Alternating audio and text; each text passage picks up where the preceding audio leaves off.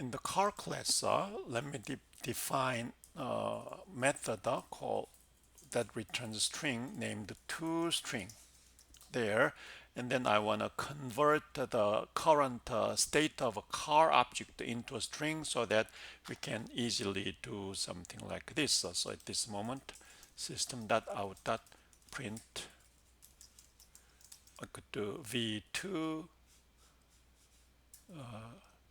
v2.toString, and then we can tell the contents of car. So what you want to do is return first the make and the year. That's from superclass vehicle. So you can call get make, which is inherited from vehicle, and comma get year and the comma, and then say the number of wheels, there. Then say number of wheels. So we have provided a car class, a toString, and then which will work or something like this. If I do car C2 new car Toyota 2000 and the like, and then C2 printer. Let me comment out those part. So let's run the program, and then the information shows up because I called the toString there. And then let's do something interesting one. Here, if I do V2, we know that V is a vehicle, and then we may expect the information from car from V2. So let's run it. It comes as we expect. Then we need to check a few things, whether or not this is working.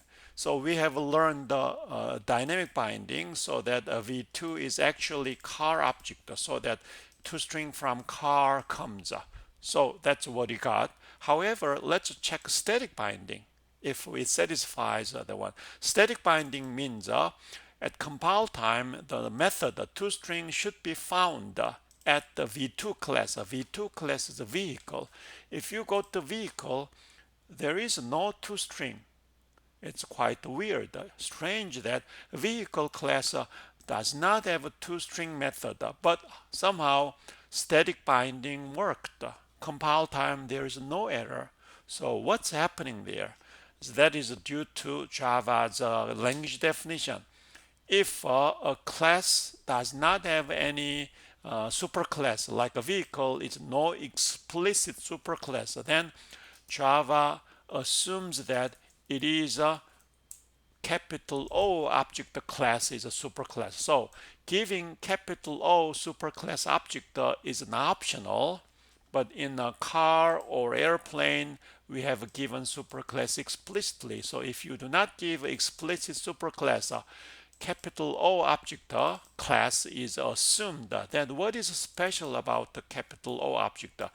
That is called cosmic superclass. So in the Java language, it's a single hierarchy. Any class is eventually a descendant of a object class. That is the Java language nature.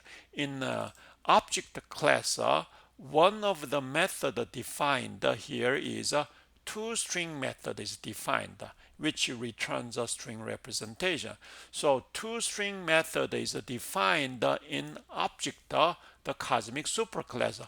Because of that, static binding passes. So at this time, v2.toString, v2 is a vehicle class. Vehicle class does not have a toString method, so we look for toString method in superclass of a vehicle. In superclass of a vehicle is object, whether you specify or not. Object is the superclass, and superclass provides toString method. So static binding passes for this line, but at runtime, because of dynamic binding, toString comes from car class. So toString is called a service method. So all the methods defined in capital O cosmic superclass is called service methods.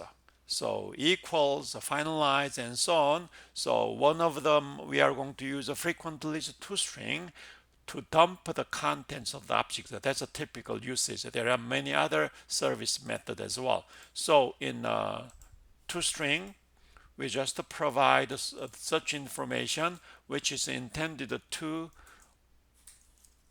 override the one in cosmic superclass. So we do similarly for airplane class to display the contents of that, and then make wheels, and then we are going to provide so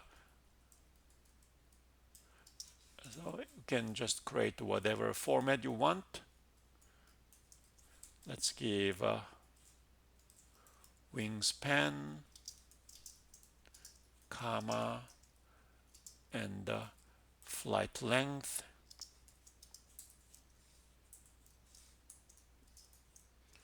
close that, and the like. Then if I give a v3 toString and run it, then we get information about the airplane that comes from this toString. And the dynamic method overriding or dynamic binding happens, and the airplane's toString is called. But at static binding, v2 vehicle has not toString, but cosmic superclass has that. We pass the static binding as well.